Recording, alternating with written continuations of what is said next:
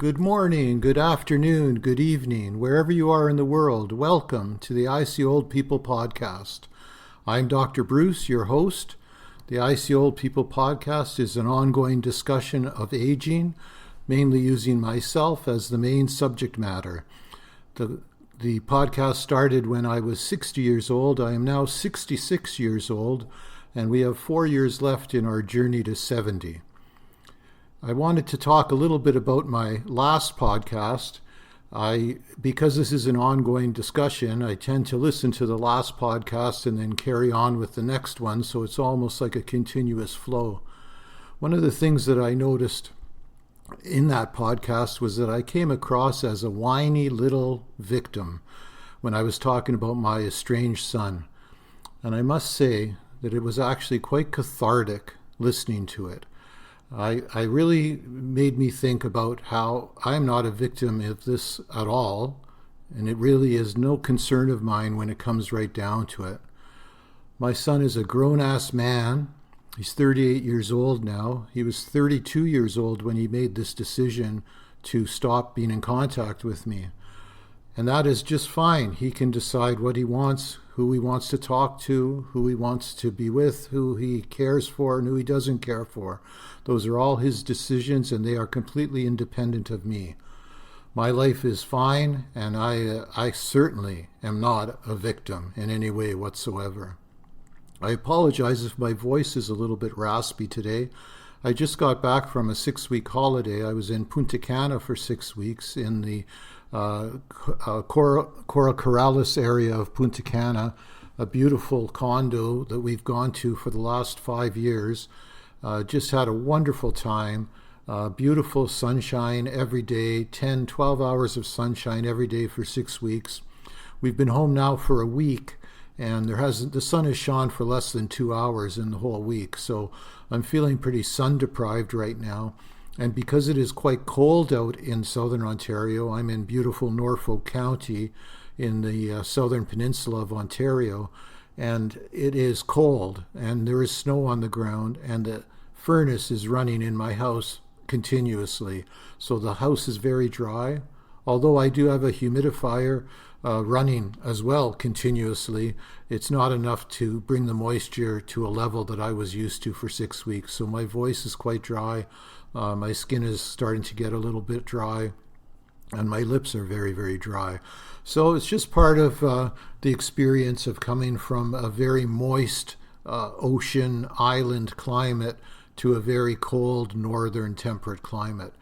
I'm actually quite happy that I didn't become ill like I have in other years, but I think that has a lot to do with my diet right now. I've been on a very, very good diet, eating very well. Lost a little bit of weight while I was on holidays. I'm down to 230 pounds. I'd kind of crept back up into the low 240 range, and it's nice to be back down into the 230 range. The way I've done that is I basically cut out sugar of all type. No more treats, no more chocolate bars, and no more ice cream. And I must say I'm not really missing it at all. I still eat the same way I had mentioned in a few podcasts ago. I tend not to have anything but coffee in the morning, have my first meal around 2 in the afternoon, and it's mostly protein-based meal, and then I'll eat again in the evening. But what I was doing, and the reason I was starting to put on the weight, was in the fall last year and in the early part of the winter, I was doing a lot of eating at night, a lot of sweets, and a lot of just generally eating leftovers and whatnot at night. So I've created a hard cutoff for myself, and I will not eat anything after 9 p.m. When I was eating like right 10 minutes before bed, I was basically eating and then walking up the stairs and going to bed. So this just does havoc on your stomach. It never gives your stomach a chance to empty completely. You're spending your time sleeping, digesting food, instead of just sleeping and repairing your body. So because I am the subject matter of an aging individual from 60 to 70, I must say, because of my diet changes and because I quit drinking when I was 60 years old, my health is probably the best it's been in 15 or 20 years, even though I am aging and I am 66 years old now. The biggest health issue I have is my deteriorating hearing. I wear hearing aids now, and they have been very helpful for me with my tinnitus. And they've really allowed me to enter the world again. I've enjoyed music again. I'm singing in a chorus. As you know, last year I did a solo. I won't have a solo this year, but I did have one last year, which was so stressful. It was so hard, but I did it, and I was really proud of myself. But this year I'll just be singing in the chorus. My first practice is tonight. The gentlemen have been practicing already since the end of January, but my first time available is tonight. So I'll be going tonight to my first chorus practice, and hopefully I'll catch up quickly with what's going on. So, and mentally, health-wise, again, well, quitting drinking alone has helped me mentally. Health-wise, I've been very, very good. I use a happy light in the fall when the days start getting darker. And then, of course, 6 weeks of sun in the Dominican has certainly given me that vitamin D that I need to get through the winter without getting depressed. So I've had some really good years since I've started to deal with these issues. I take no medication whatsoever. So the biggest problem I really have is pain, because I do have a fair amount of arthritis. I have quite a bit of arthritis in my back. I have some arthritis in my feet. So I do have a pain on a daily level. I tried to deal with that last year, and I started using a drug called Tramacet, and I became addicted to it very, very quickly. I was just, it had become, I was never pain-free. I always needed to take another pill. Finally, I just went cold turkey in November and stopped taking them altogether. And so I take no painkillers, nothing. I have pain, but I deal with it. I rest. I sit down when I'm tired, when my back starts to hurt. I walk less if my feet are hurting. I just try to deal with it naturally, and it has been a much better way to deal with it. There's something about painkillers that make you more and more sensitive to the pain so that you always need the painkiller. It's a vicious cycle, and I've been in that cycle in the past, and most recently I was in that cycle again last fall, and I've broken it. So right now I'm on no painkillers, no medication, no high blood pressure pills, no statins, of course, nothing like that. I eat a high protein diet, a fair amount of fat in my diet. I drink whole milk if I drink milk. I put whole cream in my coffee, and I use butter, of course, and make olive oil if I do need oil. But my diet has been very, very it's been very good for me. I've been very, very healthy and feeling just probably, like I said, the best that I felt in 15 years. I'm very, very happy with how things are going so far. You know, one of the reasons I started this podcast is I kind of in the back of my mind thought that I might be talking about a cancer journey, because I was diagnosed with what they called an atrophic pancreas.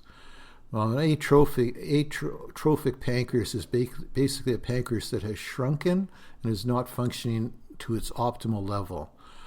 So that scared the crap out of me, because my father died of pancreatic cancer. My father died actually at the age of 71 years old, and that's only a few years from where I am right now. So I was just terrified when I got this diagnosis, and in a way, in the back of my mind, I thought this is a journey that I'm probably going to be taking. Well, here we are, 6 years later. Pancreas is working as well as it needs to. I digest my food. I have proper bowel movements. Everything seems to be working just fine and dandy. And it may be a atrophic little bugger, but it's doing the job it has to do. So I'm pretty happy with that.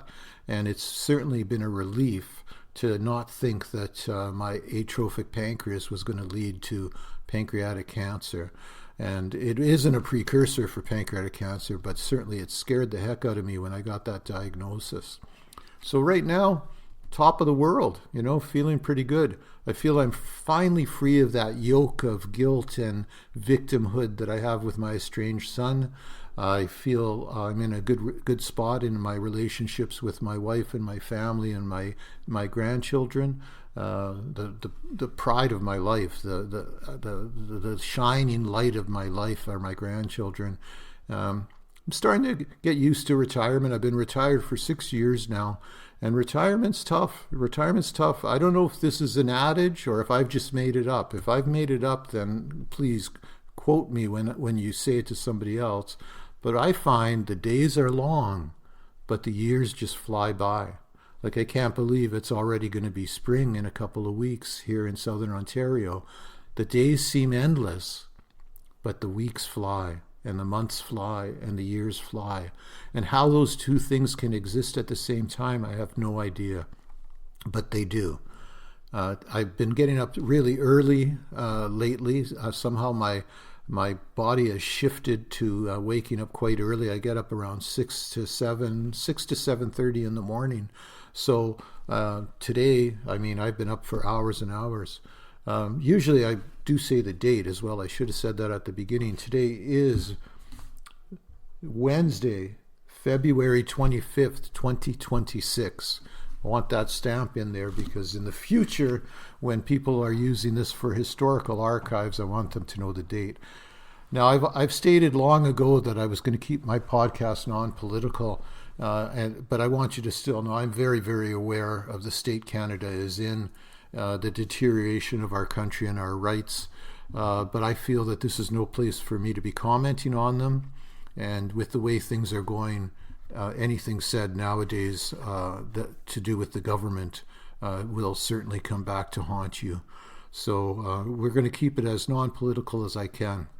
What I wanted to talk about today was what it was like in the past, because I'm an elder statesman now, and people will always talk about the past. One of the big questions people will say is, did you really have all that freedom that people used to talk about? And I'll say, yes, we had an incredible amount of freedom. When I was 6 years old, I basically had the run of my neighborhood as long as I didn't cross the main streets. That means going out by myself, going over to visit my cousins who lived across the street, going over to visit my friend Lindo, who was an Italian immigrant. I'd go to his house and spend hours and hours at his house.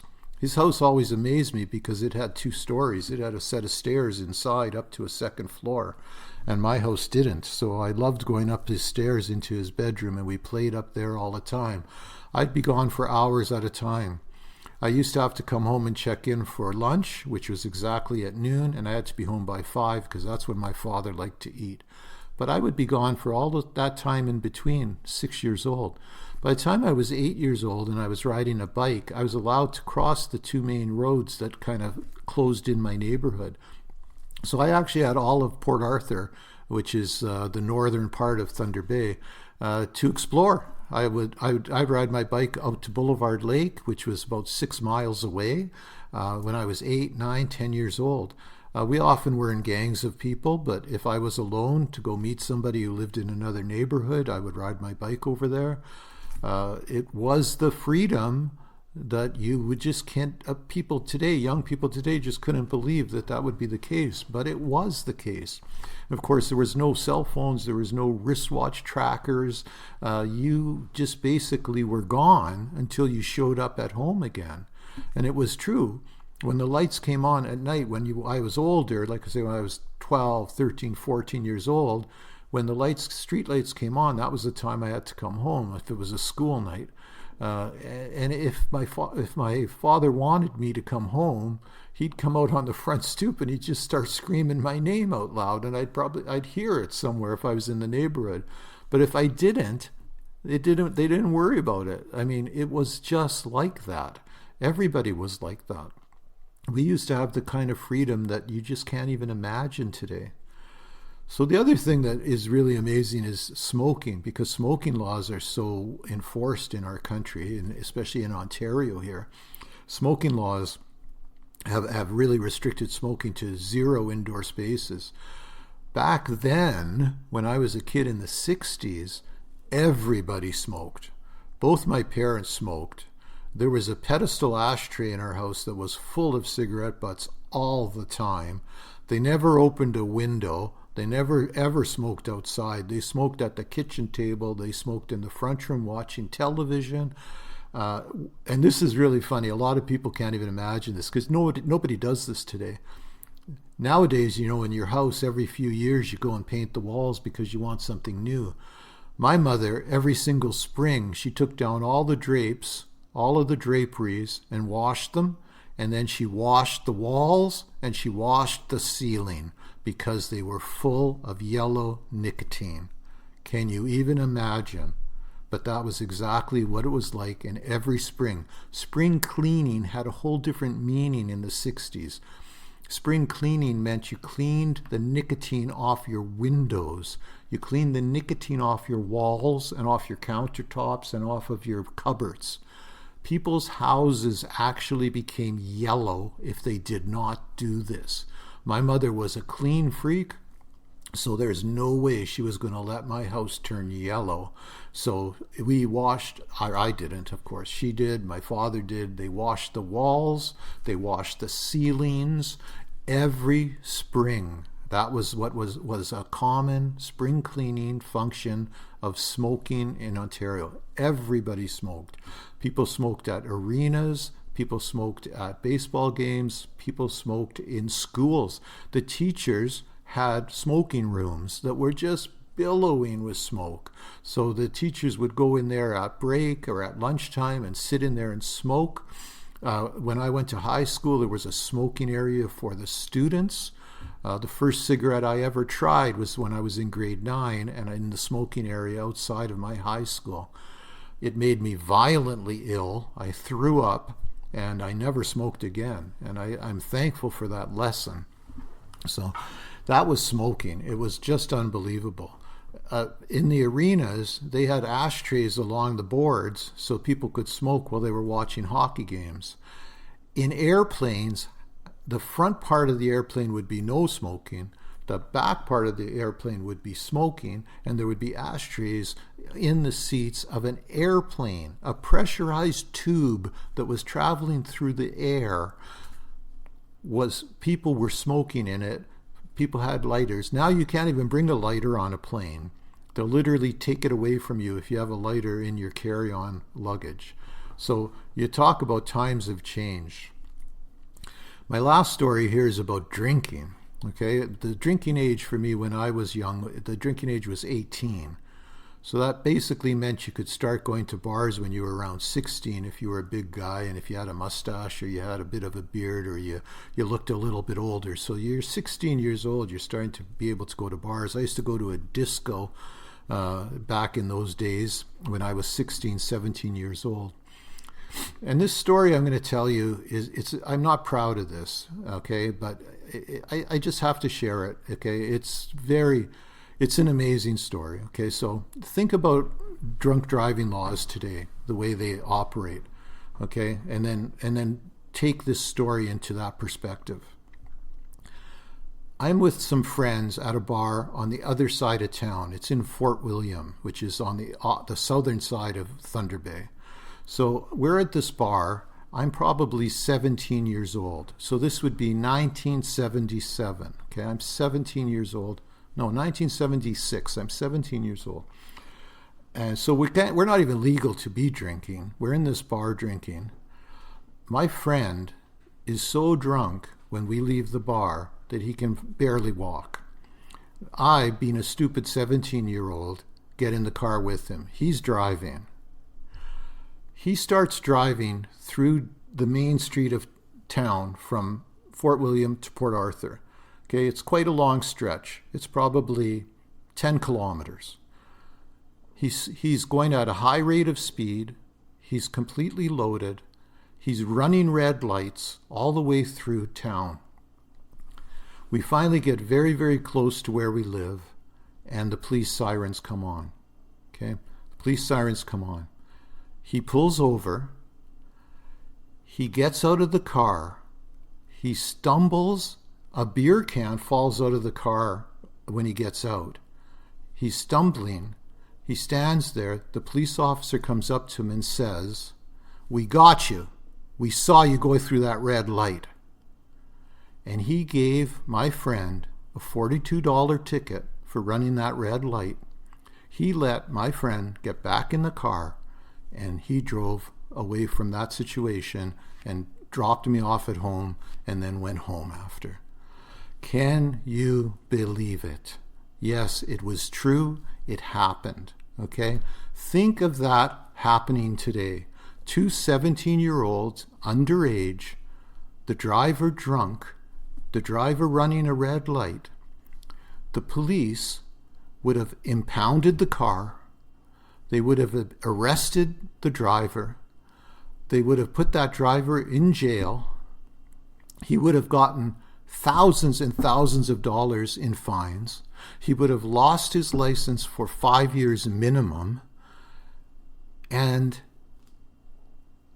in 1976, the police officer was just happy to give out a ticket for running a red light. And that was as far as his job description was to just give that ticket, go back into his car. He didn't think about the fact that this young man was drunk, this young man was underage, this young man was going to get back in his car and continue driving. None of those things were on the top of this police officer's mind. This police officer's job was to ticket people who ran lights or speeding or whatever it is that he was there for infractions. Drunk driving wasn't on his radar. Thank God things have changed, and things have changed incredibly, because when I went to high school, we lost a classmate almost every year to drunk driving. Okay, that doesn't happen anymore. Kids live today. Kids live through high school. People don't drive drunk anymore. I don't have to worry about some 17-year-olds speeding down my street after being in a bar all night and drunk out of his mind. I don't have to worry about that because of those drunk driving laws. So thank God that things have changed. And thank God things have changed for the smoking too. It's unfortunate about the freedom part, the freedom that the kids used to have, the freedom that we all used to have. The world's really changed. The world's not the same, okay? We can't give that freedom to our children anymore, and we can't give that freedom to our grandchildren anymore. But thank God that we've made changes to these smoking laws where people are not confined in small spaces that are full and billowing full of smoke and taking in all that secondhand smoke. And thank God that drunk driving laws have changed, because it's made the whole experience of driving so much safer. Young people today would not believe any of those three items: the freedom, the smoking, the drinking. Nobody would even believe that those things were possible. But that was life in the 60s and the 70s. It didn't really start to change until the 80s. The smoking laws didn't change until the 80s, and the drunk driving laws started to change in the 80s. And I think it was 86 was the very last time smoking was allowed indoors. And the drunk driving laws were right around the same time.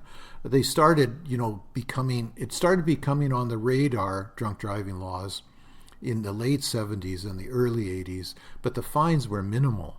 And then they started increasing the fines and taking away the license for a year. And certainly somebody who was underage and drinking, the license would be gone for multiple years. So it's just, the world's changed. And, I often talk about how the world has changed in a negative way, and it has. But the world's changed in a positive way. And one way it's changed in a positive way are the smoking and the drinking and driving laws. So anyway, that's all I have to ramble on about today. Just wanted to let you know that I'm still sober, 6.5 years now. So I'm looking forward to my anniversary in June, when it'll be 7 years. My life has changed so much for the better, so much more positive. My relationships, my life. Am I living the ultimate life? No, life has still got its ups and downs, but that's part of it. And when you're sober, you deal with those ups and downs in a whole different way. You don't just hide behind a bottle of beer. So anyway, that's all I got to say. I want to thank you for listening. If you've listened to this point, I love you. Thank you so much. And I also wanted to thank my recent fans. Wow. I had a whole bunch of downloads from California, Had a whole bunch of downloads from Hong Kong. So that was really neat to see some people listening to my library of podcasts from all over the world. So thank you so much. And, well, take care. Till next time.